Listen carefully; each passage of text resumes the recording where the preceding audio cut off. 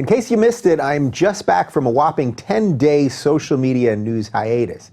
Yeah, believe it or not, it is true. I did not look at my Twitter feed or follow current events or anything for 10 whole days.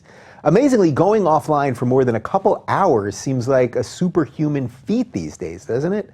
Just having one single day without looking at your phone, without reading the news, and without reacting to someone else's opinion, most likely someone else you've never even met, is becoming increasingly rare these days. This rarity, the ability to live life without being constantly connected, is going to become more and more important as our physical world continues to collide with the digital world. We're so connected these days that we can't stop the onslaught of information for any amount of time that would allow us to figure out what's important and what is irrelevant. Or perhaps even more importantly than that, what's fact and what's fiction. It's very obvious to me that occasionally pausing this endless stream of noise is going to be one of the biggest challenges that faces humanity in the next decade. This challenge will be vital not only for millennials, but for old-time Gen Xers like me, as well as the baby boomers who came before us. As for the kids growing up with an iPad in the crib, well, good luck with all that.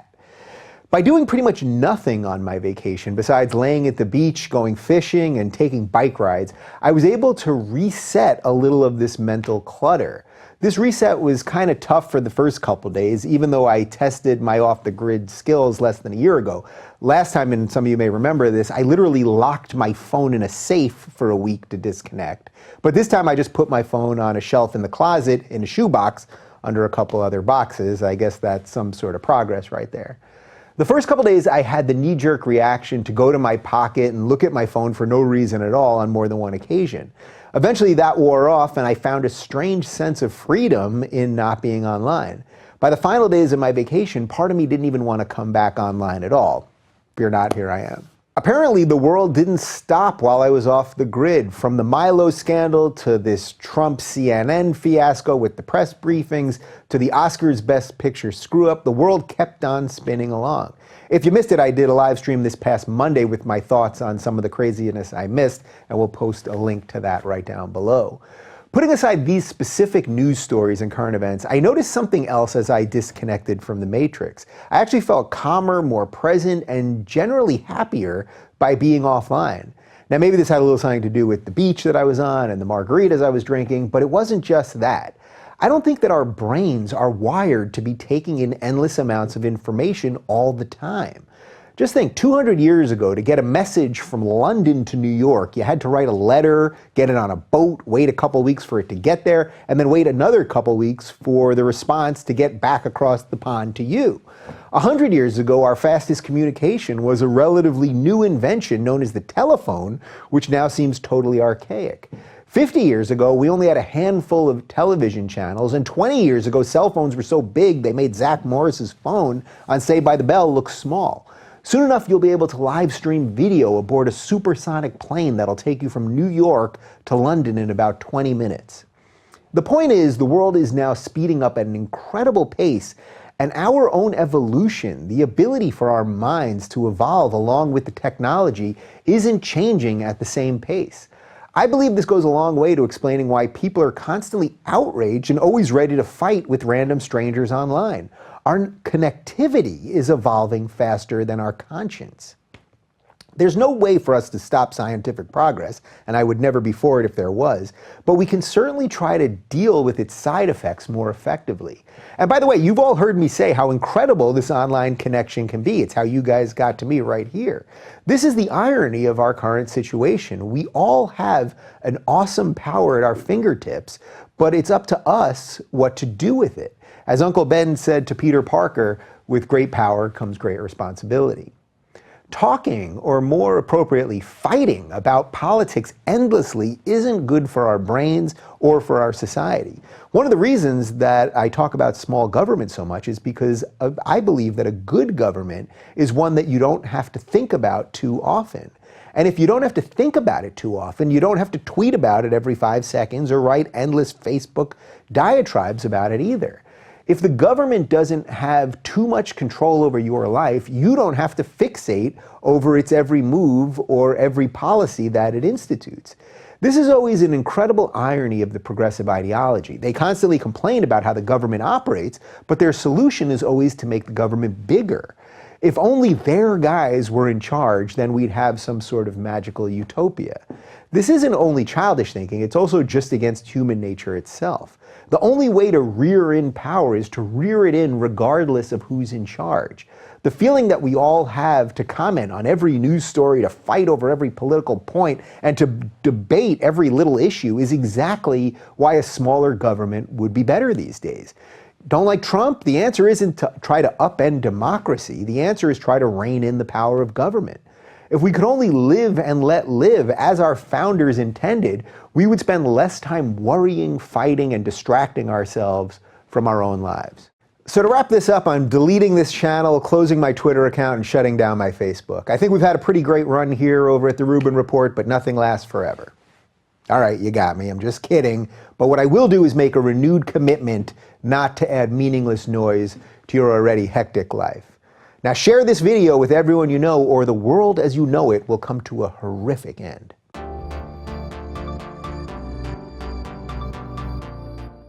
Joining me this week is an author, a journalist, and a commentator on the Rebel TV. Lauren Southern, welcome to the Rubin Report. Thanks for having me. We are way overdue for this. Yeah, there's been a lot of comments on Twitter constantly, when are you going on Rubin? When are you going on Rubin? So people are probably going to be pretty ecstatic to see this. They are already ecstatic. You have to do what Twitter demands of you. Of course. Do you find that all what your do the day-to-day... Twitter gods say? Yeah, you have to. Now you are coming, we're here in LA, but you yesterday, I guess, were in Mexico at an anarchist convention? Yeah, it's called Anarchapulco, so a bunch of hippies, a bunch of anti-status. You had people like Adam Kokesh there and Jeff Berwick, all of these, Luke Radowski. It was a lot of fun, of course. Every table I sat down at, they'd look at me, are you a statist, you know? But I think we agree on more than we disagree, so I had fun there. Yeah, so we've only met once, and it almost seems like a lifetime ago. You joined Milo when he came on my show the first time, which I think it was either October or November of 2015, so it's not that long ago.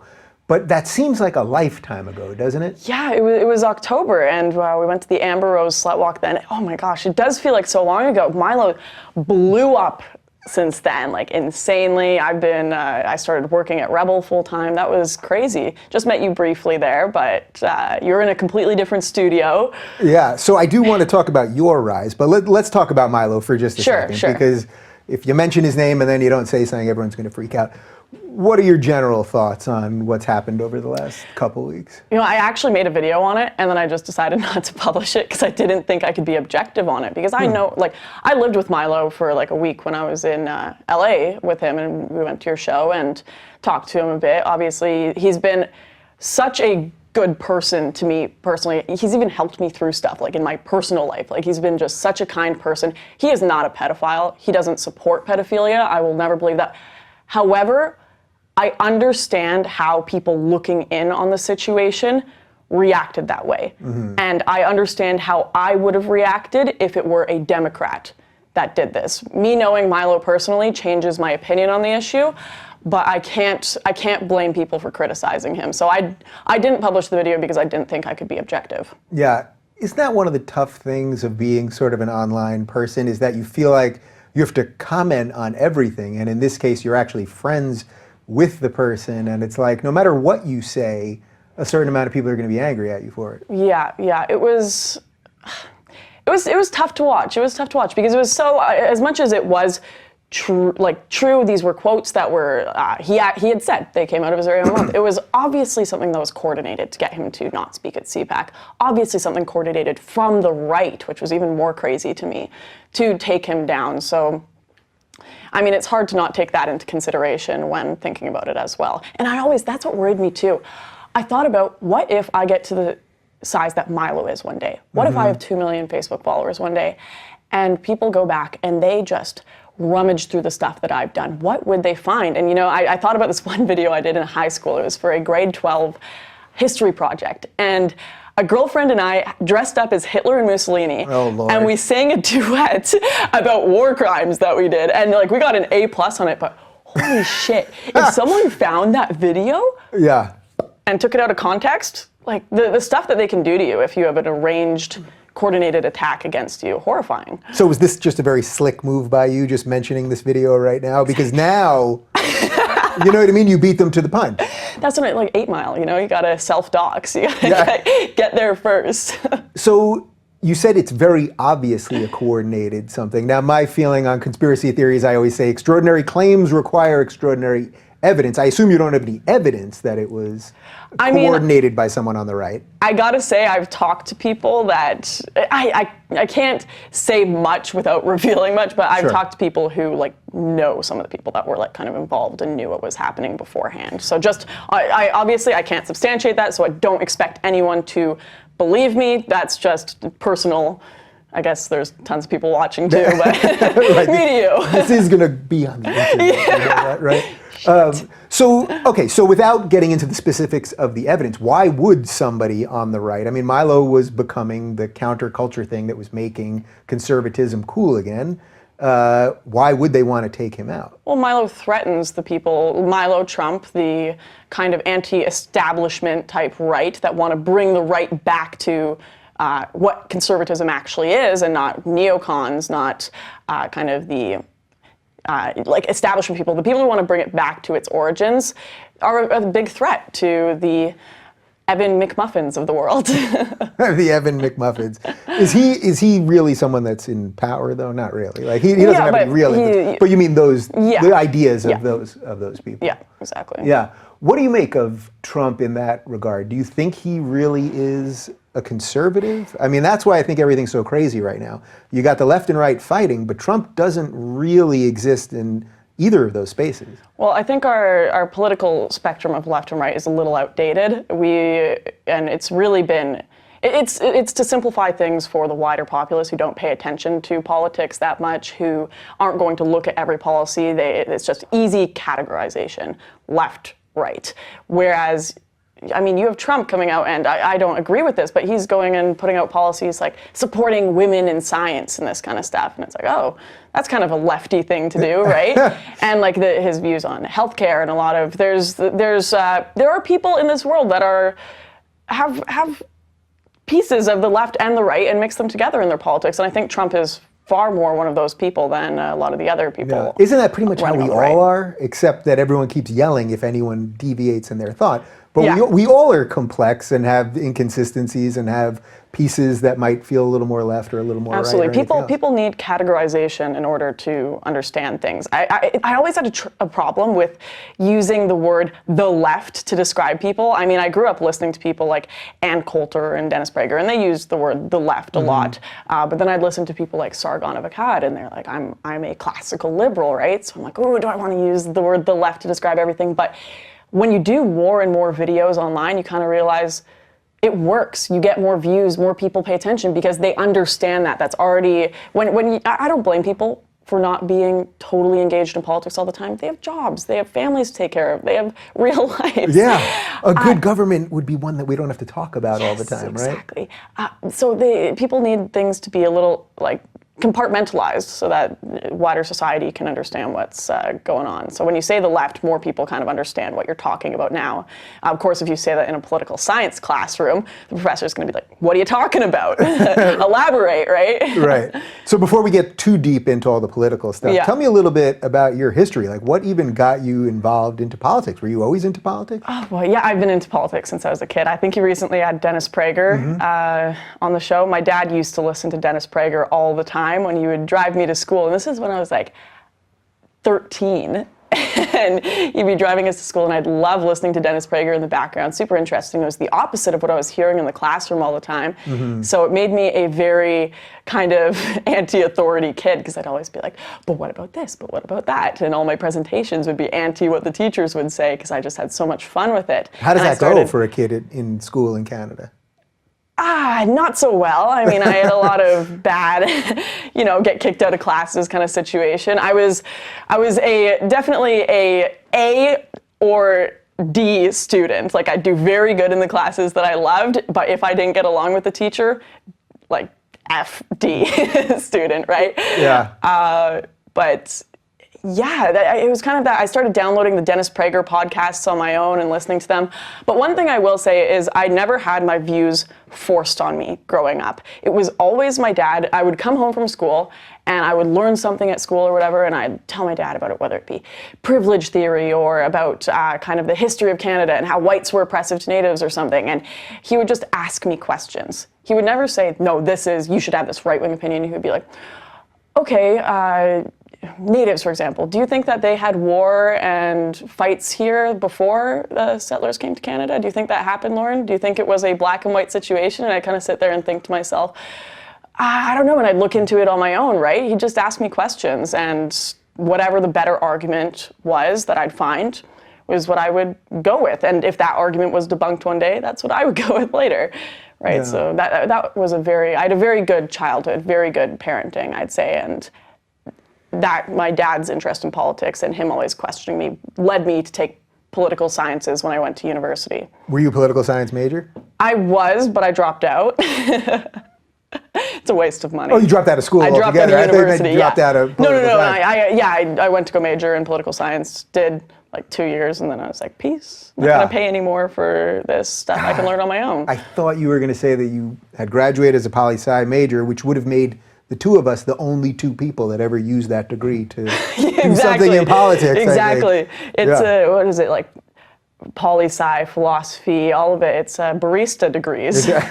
Right. So do you consider yourself a conservative? Again, this has been a through line through all my shows with the labels, and we've already addressed that they don't quite make sense.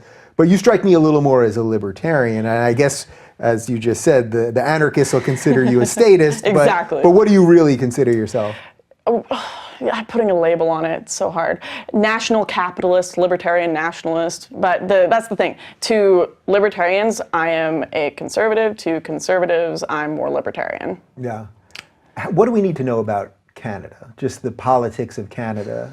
Because I feel like we know nothing about Canada. We see Trudeau and he's smiling, or he's on the mosque floor with the men, half mocking that the women are segregated and some other things. But what do we need to know about Canada that we don't know? Well, Trudeau quite literally got elected because of his hair. And because it was nepotism, because of his father and who his father was. And most people within the Canadian government that work for Trudeau, I'm not too much into the politicians are puppets conspiracy. Trudeau is literally a puppet. He's like, they just made him the leader because they knew he would win because of his pretty face and because of his father, and then they all think he's a joke. So that's Canada right now. We are being led by a literal joke that is a joke to his own party. What I'd say to everyone who likes liberty is look into Maxime Bernier. He is a French-Canadian candidate that is literally a libertarian running for the Conservative Party right now, and I think he has a real shot at winning. He has the most campaign donations of any of the candidates running right now, and he's like a literal Rand Paul. Imagine if Rand Paul had the highest campaign donations in the American election. That would be crazy. So he's been fun to watch. We've got a few okay candidates. No Trumps. Kevin O'Leary is not Trump. Is he not? That's where I was going next. He's not Trump. No. He's he makes lots of comments about anti-gun comments, pro-refugee comments, very very globalist policy. You'll have to. I don't have it all on me right now. My coworker Faith Goldie, she's done a really good video talking about this and why she doesn't think Kevin O'Leary is Trump. But yeah. So in a way, he'd be too centrist to sort of capture the imagination the way Trump did down here. Yeah, and we've got a lot of politicians in Canada trying to be Trump right now. We have this one lady, Kelly Leach, and she is the one who's been in the news lately because she came out with a immigration test where she wants to test for Canadian values, and everyone was like, wow, is this our Trump? She has a real stance on immigration and making sure people assimilate. But then she does this ridiculous stuff.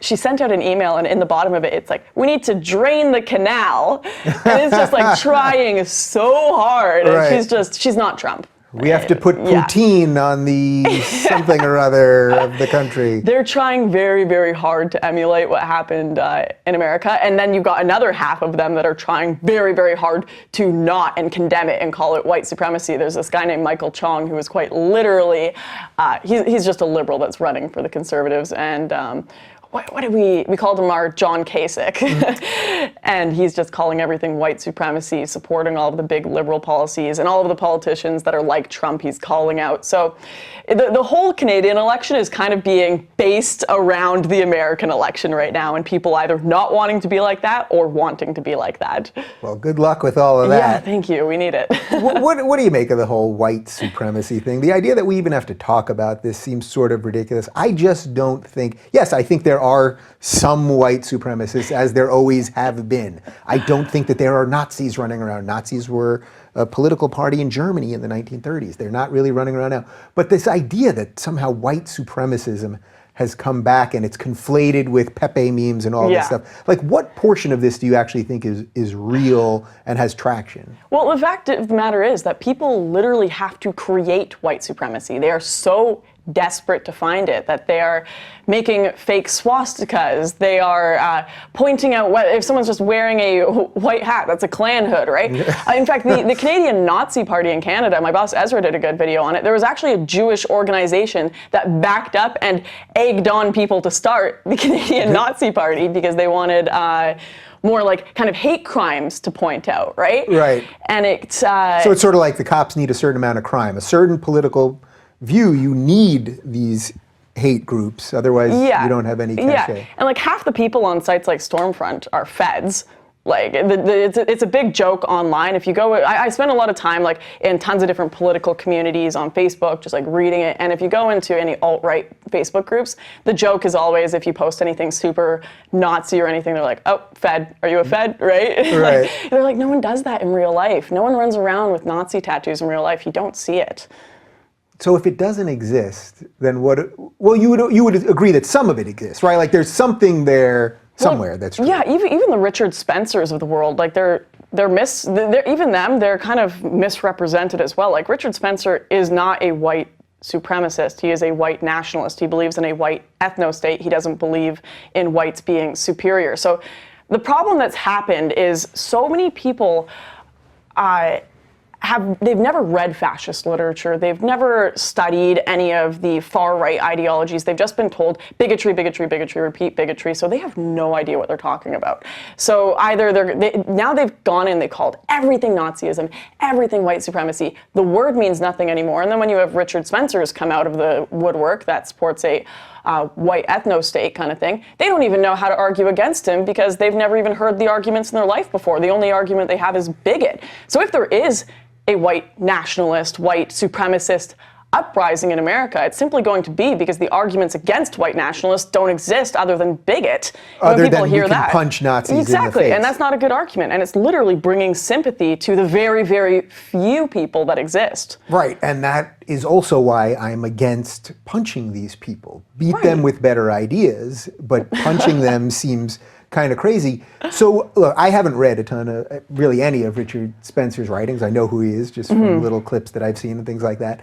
Even if he could convince me that a white ethno-state is the right thing, I would never agree that it should be the United States. It's the reverse of what the United States would be for. So shouldn't he maybe be trying to have that white ethno-state somewhere else?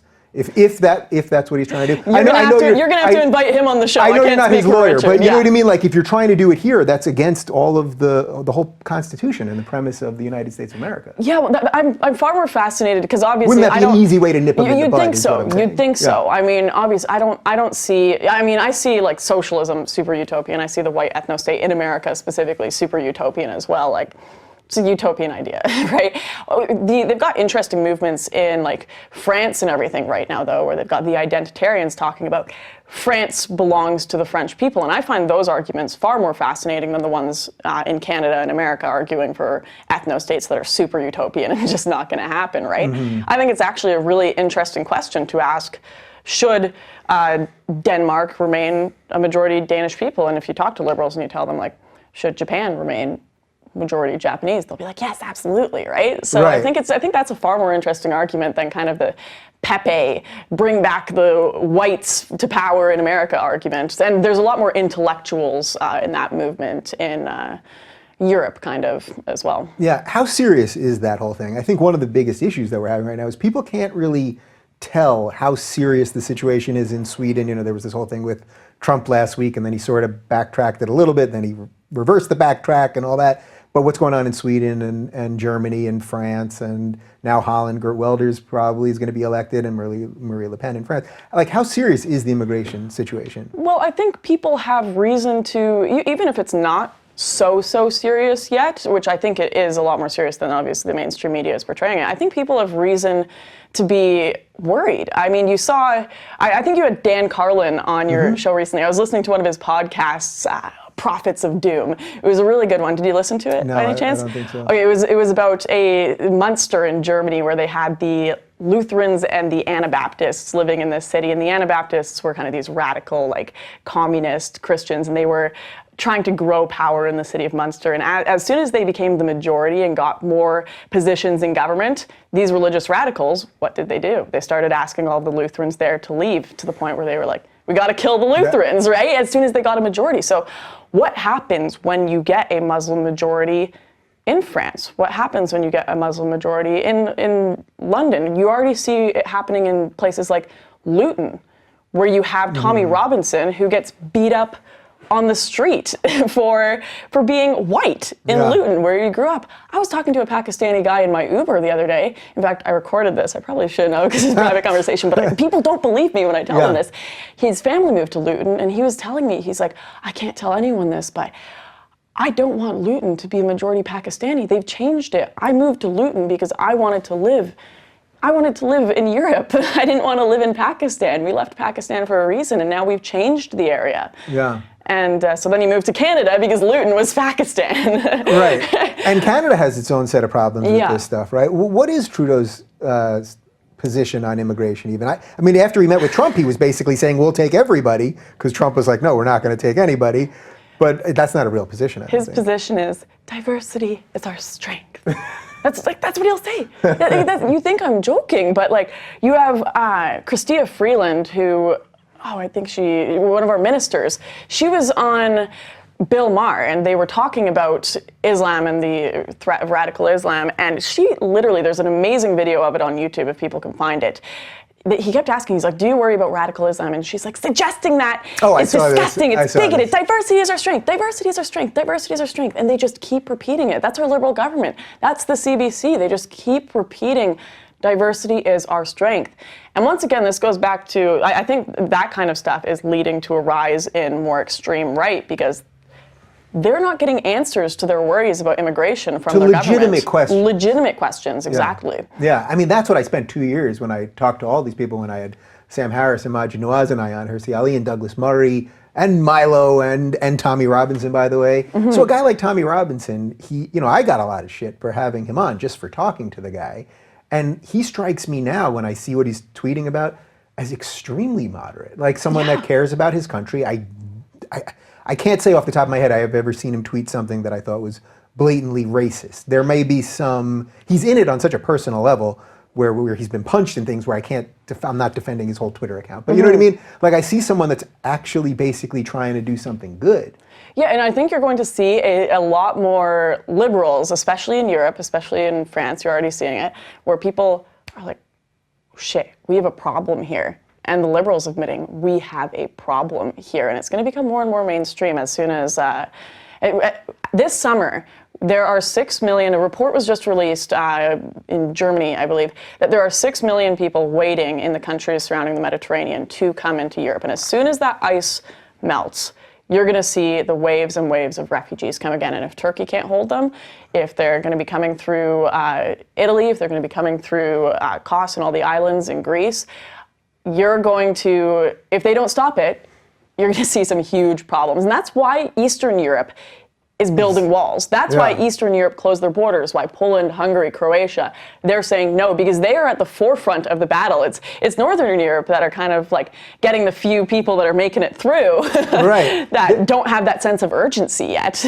Right, that's really interesting, because even just, I think this morning I saw something about how Hungary's building this wall right now, and their prime minister said something about having, a nationalist state. And then I saw immediately people were tweeting, this is like Hitler, this is like Hitler. And he wasn't talking about killing anyone. He wasn't talking about kicking anyone out of his country. He was talking about defending his borders. Yeah. But our conversation has just become idiotic about this. Yeah, well, it's all the people that are sitting in their condos that have security and they're in a white neighborhood and they just kind of get to sit there on their leather couch and tweet out, "How dare you?" But as soon as their community gets filled with radical Islamic Moroccans or something, or Somalis, or especially a lot of the people coming from certain areas of Africa that have very high violence rates when they come into Europe. If that happened to their neighborhood, they'd either move and not talk about it and pretend it didn't happen so they could keep their job, or they would be pissed as all hell, just like the people that are living in these situations now.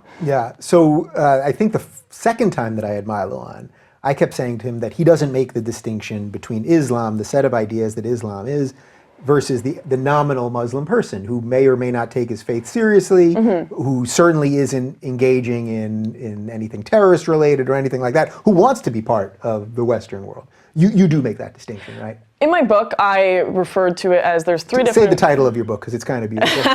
Barbarians are the baby boomers, immigrants, and Islam screwed my generation. Yeah. Now, And you said Islam, meaning the set of ideas, not Muslims, meaning the people, which I do think is just an important point to keep bringing up, even though for a certain amount of people they're going to say you're a hater no matter what, but... Yeah, I mean, sometimes I slip up and I'll just say Muslims, kind of like the left, you know. I understand why people say it, because it's just become simple for them and they just assume people know what they mean, right? But in my book, I separate it into three different kinds. The scholar, and I have a good friend of mine who I would consider one of these, and he's very, very into, like, very peaceful, very into the texts of Islam. He has some fascinating debates with me, and in fact, he's actually very pro, like, identitarian movement in Europe, and Europe being for Europeans, which I find fascinating, even though he's super Muslim. He's like, no, I understand what's going on there, just very logical, right? And then you've got the Muslim that's kind of born into a Muslim family and they don't really care, especially if they're in like America or Canada or something, and it's just, that's like a Christian who doesn't really go to church. That's what I was going to say. You know? That's so basically like every Jew and Christian that we know in America, pretty much. Yeah, and they don't care that much. But the problem with these people is because it's tied to their family, they will defend it no matter what. So if they're going to write articles being triggered about it in BuzzFeed, like I think a lot of these Muslims that work for BuzzFeed and stuff, they're that kind. They don't really pay attention to their faith. I finally unfollowed BuzzFeed on Twitter. Yeah. I just couldn't take it anymore. Yeah, but they'll defend the most ridiculous sects of Islam, and they'll be the ones claiming Muhammad is a feminist and whatnot, because it's their family, it's tied to them, and they don't care, they can do no wrong. And so that I find these ones a problem as well, simply because Islam has issues and it needs to be criticized, and if you're just supporting it because of your family, that's an issue. And then, of course, the radicals, the ones who believe in the very, very strong, violent sections of the Quran and Hadith and Sharia law, which is horrifying, obviously, especially in the countries where it's been implemented. So those three, of course, the first one should never be let into any Western nation, in my opinion, and the second one. So you don't want to let jihadists in? No, I'm very radical. I'm with you on that radical position. Okay, no jihadists. Yeah. So far I'm with you. Yeah, and then I think you need some serious screening for the second one as well, the ones that are born into these families and just think, oh yeah, we should throw gays off roofs. That's cool. You know, whatever. Right. You know, I'm not gonna do it myself. I'm not gonna do it myself, but I kind of support it. And of course, you've had Ben Shapiro, I believe, on the show. He did a really good video, the myth of the tiny radical Muslim minority, where he talks about the Pew Research behind it, showing that actually a lot of people in this group are pretty okay with a lot of the radical policies being promoted in Islam. And I went to places like Molenbeek myself, and I spoke to the people there, and they tell me, they're like, yeah, Sharia, sounds good to me. What happens when these people, it's going to be Munster and the Anabaptists all over again. What happens when these people are the majority in these countries? Yeah. You're going to have an issue. So is the EU just destined to fail then? I mean, is it really over? I mean, to me, it looks like Brexit, the string was pulled, and now it's just going to be a slow unraveling. Although, if what you said before about these 6 million people happens quick, the unraveling could happen. Well, we'll see. It depends on what kind of deal they make with Turkey. It depends if these deals work out and if they manage to stop it. Because you're seeing even Merkel walk back and be like, maybe I messed up with all the crime Isn't she statistics. pro-burqa ban now? Yeah, like but that's obviously her virtue signaling because she wants to win and not get kicked out of office, like all politicians. But you're seeing them walk it back and realize, oh shit, we messed up. So it'll be interesting. It totally depends on the response and the deals that can be made to keep this large wave from coming in. Yeah. Turkey, by the way, is building a wall. Have you seen this? Turkey's building. No, I didn't now see they're that. building a wall with Syria. Nobody seems to have a problem with their wall. You know what I mean? They've let in so many of the ISIS fighters from Europe into Syria, and they let people from Syria into Europe. So Turkey's had it both ways. The door, it's obviously going to have a revolving door on their wall, I think. Yeah, Turkey is a very scary situation. They're that gap between all hell breaking loose in the Middle East and Europe. So, it's scary watching the situation in Turkey. I mean, if they're the gap, which in a lot of ways they are, then we really are screwed because clearly they've gone down the more authoritarian route with Erdogan. So, well, if they give them enough euros, I mean, everyone speaks money. So, so basically, we have to buy him off. Yeah, essentially, that's. Although he's got this huge palace. Have you seen the palace that this guy lives in? It's Erdogan's a madman. Yeah. So, who are some politicians that you like right now? That I like right now? Who do you think's doing it right now? That's making some sense out of this stuff. Obviously, I like Marine Le Pen, Geert Wilders, Maxime Bernier in Canada, and the only reason I'd support Maxime Bernier in Canada, even though I think he's a little softer he's a little softer than like the Geert Wilders and stuff, is we don't have as much of a problem as Europe with immigration. We already have a pretty comprehensive immigration. We aren't bordered on a third world country, which is the biggest thing. Canada. Give America a chance. Exactly. We'll go third world, don't worry. No, but that's why Canadians are such cucks, quite frankly, because they don't have real issues to deal with. We aren't bordered on we are bordered on America, and we've got America to defend us. So we're not worried about our military. We're not worried about our borders. So we watch the rest of the world and we judge, and we're like, you're so mean, you're such bullies, and we don't have to deal with any of it. Right, and you guys also have a tremendous amount of space. I was talking... And tremendous amount of resources and everything. People take our oil and gas for granted so much. Like, we are the biggest spoiled brats on earth in Canada, and now we've elected an even bigger spoiled brat than the rest of us. Yeah. So when you talk about Wilders and Le Pen, now every article that I read about either one of them says they're far right. Right. Does that have any meaning to you? Is there anything that's right about them? You know, is there anything far right about them that you don't like? Do you think any of their tactics are actually bigoted or anything like that? Well, when the entire spectrum has moved left, of course they're going to be far right. I mean, if you go back 50 years ago and you ask a liberal what their opinions are on like gay marriage, for example, they'd be a Nazi. They'd be far right, you know? Because you could also ask spectrum. Obama 7 years ago. Exactly. That's what's fascinating. Trump is one of the first politicians to go into office supporting gay marriage.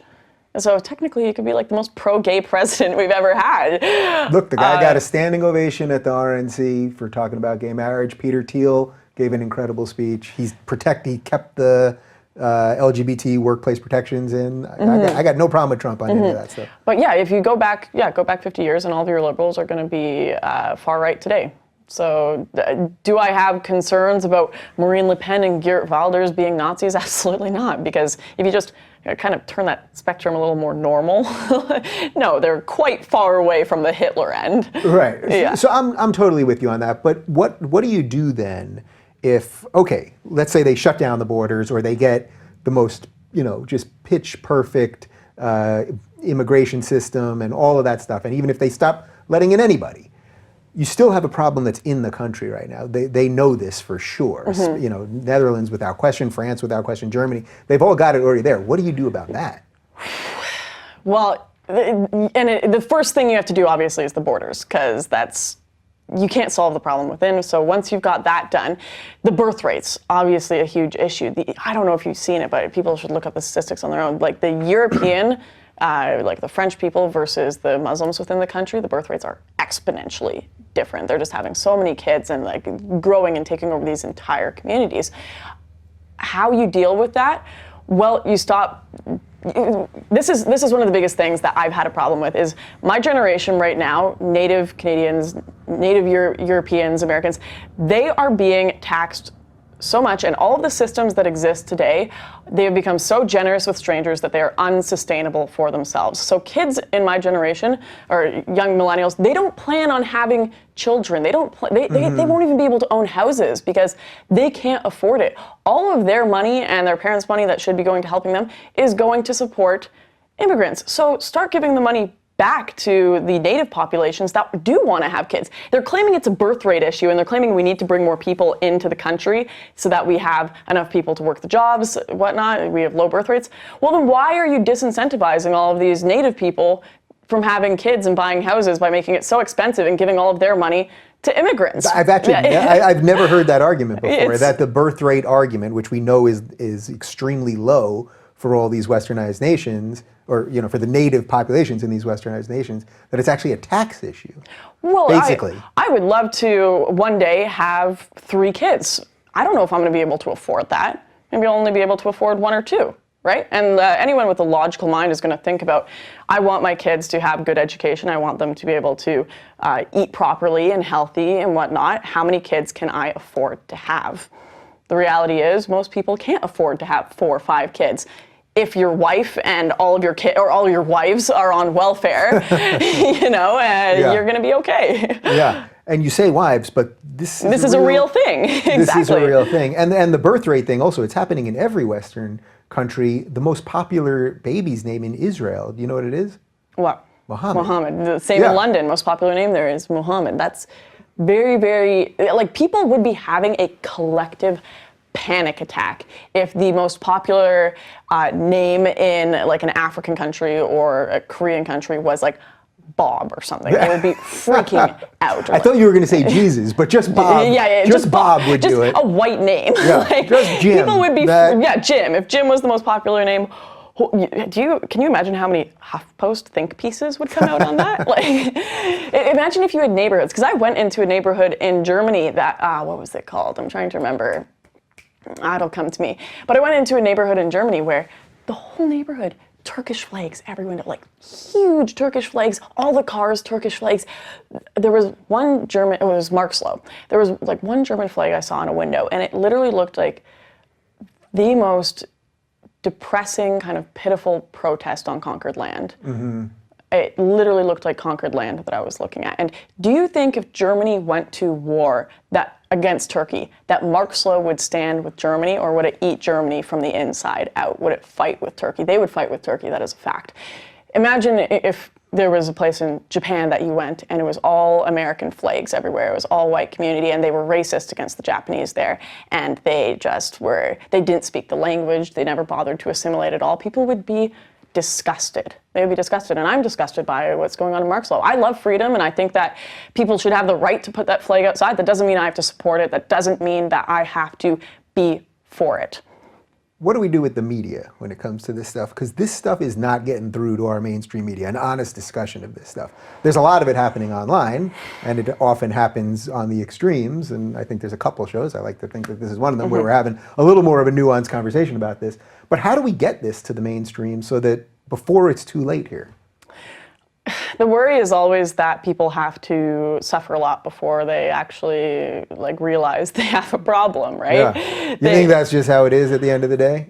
I mean, look at what happened to America. You have cities that are bordered to Mexico where you walk through there and you're going to be called a piece of shit gringo and get beat up. In Europe you have Luton. You have these places that are literally being conquered, and you look at the welfare rates that go to immigrants, especially from Mexico, and illegal immigrants in America right now. The Medicaid, the food stamps, the housing, all of it is insanely high if anyone looks at the research. So of course the American people have already gone through a lot with what they're dealing with. And God knows, people like Ann Coulter are saying it would be, if Trump didn't win, it would be all over, because they just keep voting in Democrats. So they had to get to a very extreme point before they kind of woke up to what was going on.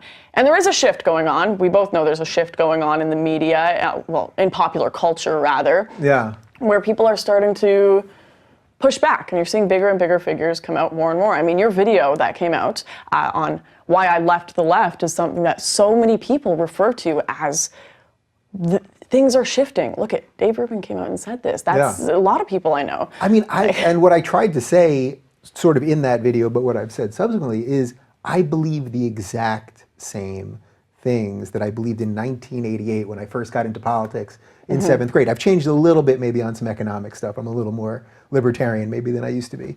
But I believe the exact, it's not me that changed. People kept saying, well, you left the left. The left left me. Right. Yeah.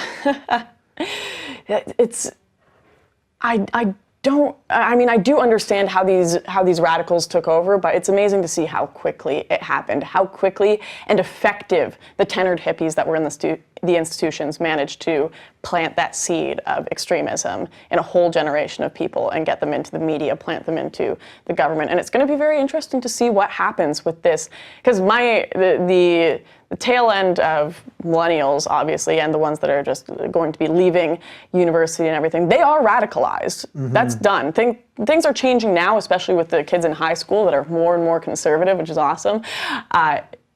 But what is going to happen when all of these millennials get into government? What's going to happen when they start taking over the companies? What is going to happen?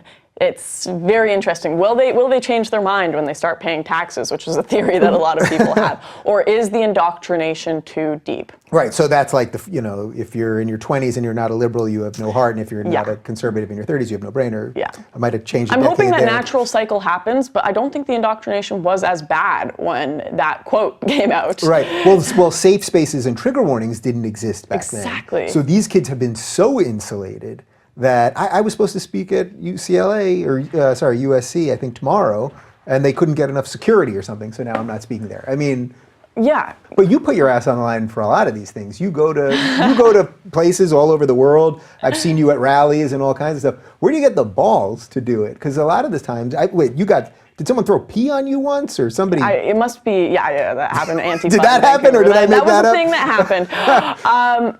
It must, sometimes I think it might be stupidity. Like, you're so stupid, Lauren, why are you doing this? But really, where does that come from in you? I think it's just something that I remember the first time I went and I did something like that was at the Slut Walk in Vancouver, which was like it was my second like viral video I ever did. And I was sitting there and I was so nervous. I was shaking. Like, you can see me visibly shaking in the video when I went up and I held that sign, "There's no rape culture in the West." I was so nervous, but it's one of those things where you just do it. Just do it. Once you've done it, you will get the confidence. And obviously it's gotten easier and easier every time. And now I kind of get excited in those moments. Like, I thrive off of the adrenaline. Running in the crowd with Antifa, and flashbangs are going off and pepper spray everywhere. It's you're getting the story, you're getting this out to people. It's just a really, really cool experience to me now. Of course, there's the natural fear that I should have, but I mean, I've never felt at any point, except maybe in Milwaukee, that I could die if I didn't leave the situation. Milwaukee was the only time I felt like we had to leave or we might die. How absolutely insane was that? Because I also had Tim Pool on. Do you know Tim? Yeah. He's in Sweden right now, actually. I was just hanging out with him. Right, so he's another guy with balls that goes to these places. He tweeted, and the reason I had him on the show, we did it last minute. I didn't even know who he was, but I saw a tweet by this guy who said that I'm an independent journalist and I do all this stuff, and I checked him out and he looked legit. And his tweet was that I've been to Tahrir Square, I've been to Venezuela, I've been to all these war zones. Milwaukee is the most I've ever felt threatened. I went there towards the tail end of the protests, like they were still going on when I got there. I haven't told this story on camera yet, but it was one of the, I went there with a couple of my, I didn't really know them that well, but a couple of my Croat friends who literally just threw a backpack of Glocks in the back and they're like, "To the jungle we go." And they started driving this Humvee they're carrying. I've got them with me and we get there and like there's literally people putting on like bulletproof vests and stuff when we show up. Like there's bullet shells on the ground. It's crazy. And the cops come up to us and they're like, because they can usually tell when you're carrying, right? And they're like, "Are you guys carrying?" And the two guys I was with were like nervously like, "Yeah, we're carrying." And the cop literally looked at us and said, "Good. Good." Like, imagine a cop like being incredible. Like, "Good, you are carrying a weapon." Like, you're white, you should be carrying a weapon here. Yeah. Good. Like, you are in an area where you could get shot and killed for being here. That was an insane experience. And anyone who's a gun owner is probably sitting there like, "What?" Right? Right, they probably want to move to Milwaukee now. It would be nice to hear that from a cop, I guess. Yeah, but That's what I don't know what happened to the video with that, but we still have it somewhere, I'm sure. But they were coming up to us, and of course, guys in masks and everything. Get out of here, or you're gonna get hurt. Get out of here, or you're gonna get hurt. Right? And this was towards when things weren't even that crazy. What were the cops doing though? What were they? Did they have stand-down orders? I mean, what was happening that was allowing for this insanity? I mean, they've got such a tight leash. There was one guy who was causing trouble that just got arrested. He didn't get beat up. He didn't get shot. Nothing. He was just getting arrested. And the community that were around him were screaming at the top of their lungs, like, these effers hate us. They're racist. This, that, and the other. And it's just like everything was it was all so on edge. Like it was about to blow up any second, right? So the cops were like standing off. And if any of those cops did anything, if they got into an altercation trying to like stop these guys from smashing stuff, it could be national news with a bounty on their head from Black Lives Matter. Yeah. So it's a very scary situation for these people.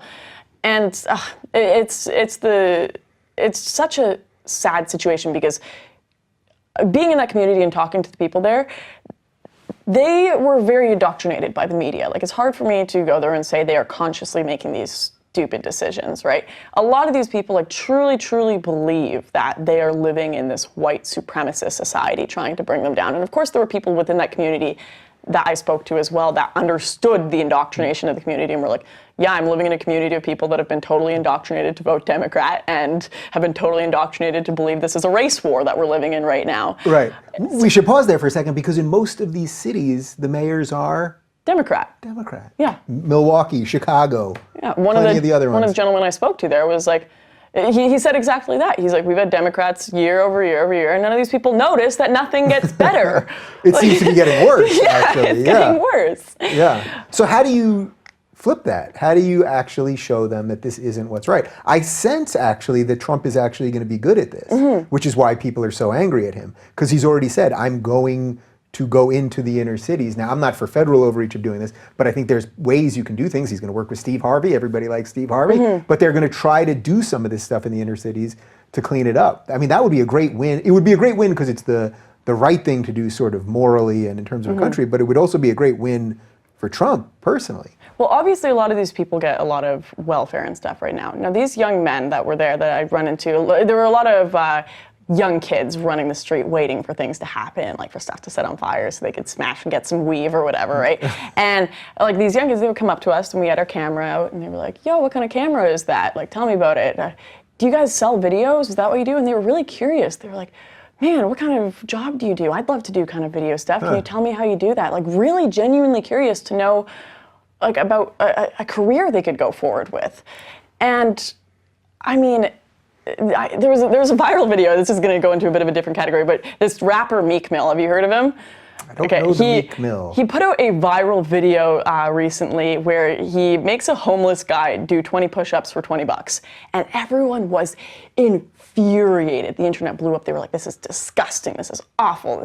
Why are you doing that?" And I'm like, is that better than what you're doing? Just not giving him $20? He's letting him work to get $20. Like, what's wrong with that? What's the issue?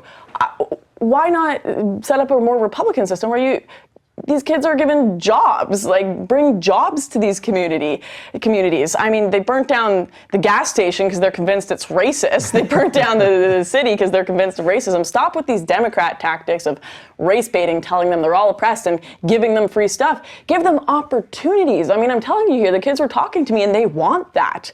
They want a way out of there. They want jobs. So clearly what you've got going on right now isn't working, and just about anything, just about any change at all could, whether it's Trump, as horrible as they think he is, shake things up a bit, because the current thing is making the situation a whole hell of a lot worse. Yeah. For all the things that you said about Canada earlier, how much of this actually bleeds across the border? Because we do live in this global world now, and every video that you put up, obviously, it's crossing borders and all that stuff. But, you know, there was that thing about a year ago at the Gay Pride Parade in Toronto where Black Lives Matter literally stopped the parade and demanded that the organizers of the gay parade sign their edict saying these are the things we're going to do, which they eventually did because they were in a hostage situation pretty much. Like they weren't going to let the parade move forward. But Black Lives Matter has more to do with policing in the United States. It had nothing to do with Toronto as far as I know. So how much of this just gets up there just because of the nature of the internet? Well, we're the spoiled brats of course there are some great Canadians in Alberta and everything, but You don't mean all Canadians. Yeah, I don't mean all Canadians. There Yeah. are some great ones there, but the spoiled brats of Canada that don't have to deal with any of these real issues. That we don't have a problem with cop on black violence. We don't have those issues. Well, of course there's going to be the individuals, but certainly not even close to the States, right? Yet, spoiled little brat Canada looks down and they're like, I want to be a revolutionary too. I want to protest too. So I did a video on Black Lives Matter Toronto, which are the group that banned gay cops from marching in the Pride Parade. And they've got the I didn't even leader know of it. that. So it wasn't just was that the same parade? Yeah, so they no stopped police allowed either. That was part of their thing. So gay police officers who probably had nothing to do with anything violent or against, Yep. they just weren't allowed to. Yeah, that was because that was one of the edicts, I guess. Yeah, that they didn't want the demanded cops to march with God, them. that's bananas. It's absolutely crazy. Now, that's not even close to the most bananas thing this group has done. Just a few weeks ago, they were holding a protest against Trump's Muslim ban. And Yusra Kogali, who is the head of Toronto Black Lives Matter, one of them anyway, one of the co-founders, she was on a truck that was leading this crowd of thousands of people. It was a crazy crowd going through the streets of Toronto and yelling, like, rise up, fight back, the whole kind of chant. And then she was screaming at them, Justin Trudeau, and everyone starts clapping. They're like, yeah, Justin Trudeau, right? And then she's like, no, don't clap. He's a white supremacist. And then they're like, yay! Like, they don't know what to do. They just clap when they're told to. But like that's how crazy they are. They literally think Justin Trudeau is a white supremacist. And she's tweeted things out. She's been under investigation for tweeting out, please Allah help me not to kill all these men and white folk out here. And she is like leading the Toronto Black Lives Matter movement. Yeah, what's her name again? Against Yusra Kogali. Okay. People heard it here first. I'm going to try to get her on the show. I suspect she will not. I tried interviewing her once and she just poured glitter all over me. I'm convinced that it's like a mechanism that her counselor told her to use when she wants to kill white people, just like pour glitter on them instead. But we'll see. Try. That would be fascinating. Listen, as someone that's had urine thrown on you, I would assume that glitter is probably a little glitter, more. It looked good. People were telling me you can lose your eye if you get it in there, so I was like, but it looked good. There's nothing worse than a little glitter in your eye. Yeah. So where do we go with all this? Okay, so you've laid out a pretty good case for this stuff. How do you strengthen some of this stuff with young people? Is it just the jobs part? Like, is it really like, I mean for everybody, not just the kids that are in the inner cities, but for just in general, is it just keep attacking on the culture thing? Because I do agree with you that this stuff was starting to win. I think the thing that happened with Milo is a net loss because he was winning the culture part of this. So is it just that you just keep pushing on the culture part? He's still got his serious support, but I think that the far left is doing more help to us than anyone else. I know that's not the first time that's been said, but I hear young kids like in high school on the bus talking about, they're like, can you believe in my classroom today they were telling us we had to call this person Zur or whatever? Like, it's so crazy. And like, they're talking about this. Yeah. They're talking about the fact that they're being vilified and hated for being white. When I was in high school, grade 12, they just introduced social justice class. That was right when I was graduating, they introduced social justice class. So I was at the very beginning of when this was being introduced. They took us out into the hallway and they told us one side of the lockers was the privileged side of the lockers, and one side was the oppressed. And they were like, men go to that side, women go to that side, Asians go to that side, this go to that side, whatever, right? And they told you, you're privileged, you're oppressed. And we did privilege tests. Can you find your skin color makeup in the store? Oh, you're privileged, right? We did all this kind of stuff in this class, and it was insane to me. I think even a few of the people in the class were like, what? Yeah. I think that when that happens, like these young kids they're like, is it right for me to be hated so much for my skin color? Is that right? And they go online and they look into it and then they find people like Gavin, they find people like yourself, they find people like Milo. And it's working. The radicalism and insanity of the left and their very, very poor arguments is working to help the right. And also the fact that our politicians are not answering these questions that are not going to go away. The questions about multiculturalism, the questions about immigration, the questions that these young people are very, very curious about. And the curiosity will always prevail, I think, because I hope so anyway. I hope it'll prevail and won't become a North Korea situation. But these questions aren't going to go away. More people are going to start asking them, and diversity is our strength. isn't going to work for much longer. It can be our strength as long as we tolerate diversity of thought and as long as we tolerate diversity of acceptance or something, but not just diversity in the name of... I don't know if tolerance is the word. I put up this quote on my Twitter, I think it was Plato maybe? Tolerance and apathy are the last virtues of a dying society. Because once you start tolerating things like Sharia, honor killings, once you start tolerating like the ridiculousness of people like Black Lives Matter, like yes, let them have their free speech, but as a culture, say no, that's wrong, we're going to speak up against it, we're not going to just go and be apathetic about it or write think pieces supporting it because we're so afraid, we want to be tolerant, and don't tolerate barbaric cultural practices. Don't tolerate those kind of things because you're afraid. So I don't know, it depends how you use the word tolerance, I guess. But. Right, well, tolerance of intolerance, I guess, yes. is a slow death, right? It gets a little confusing. It's just a slow death. Is there anything about parts of the right, either Trump or Le Pen or any of these people, that worries you at the same time? That worries me. I mean, they've been... the thing right now is it's such a, like, we need to go with this now or we are going to die situation, right? So the criticisms I have of them, like you look at Trump, I didn't understand why Saudi Arabia wasn't on the ban and why Iran was instead. I was like, must be Saudi lobbying. I have an issue with that.